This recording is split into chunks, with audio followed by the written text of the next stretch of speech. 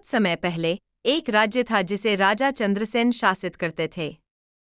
राजा बुद्धिमान और दयालु थे, लेकिन उनकी सेना में एक सैनिक नामक वीरबल अपनी बहादुरी और ईमानदारी के लिए प्रसिद्ध था। वीरबल की खास बात यह थी कि वह अपने हर काम में कुछ न कुछ रहस्य जोड़ देता था, जिससे वह हमेशा राजा और दरबारियों के बीच चर्चा का विषय बना रहता था। एक दिन राजा चंद्रसेन के राज्य पर पड़ोसी राजा धर्मकेतु ने आक्रमण कर दिया।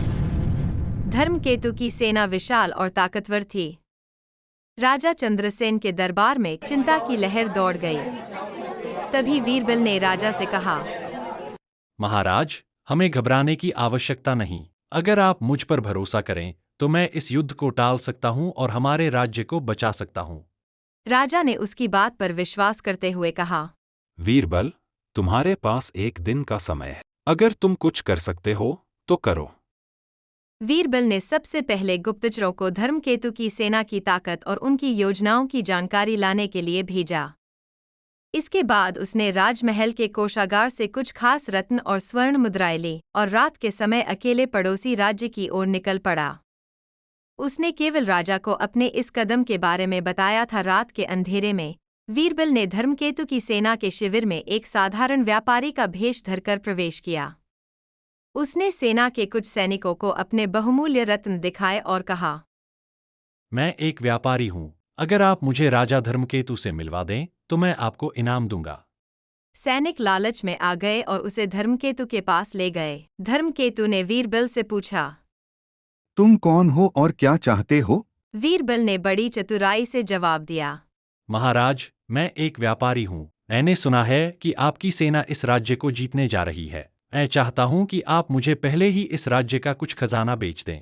धर्मकेतु ने हंसते हुए कहा, तुम बहुत चालाक हो, लेकिन तुम्हारी यह बात सुनकर मैं खुश हुआ। मैं तुम्हें कुछ खजाना जरूर दूंगा। वीरबल ने बातचीत के दौरान धर्मकेतु की योजनाओं और उसकी सेना की स्थिति की सारी जानकारी निकाल ली। उसने यह भी पता लगाया कि धर्मकेतु की सेना के सैनिक अंदर से असंतुष्ट थे और भोजन की कमी से परेशान थे। वीरबल ने अगली सुबह राज्य में लौटकर सारी जानकारी राजा चंद्रसेन को दी। उसने कहा, महाराज, धर्मकेतु की सेना मजबूत दिखती है, लेकिन उनके सैनिक भूख और असंतोष से परेशान हैं।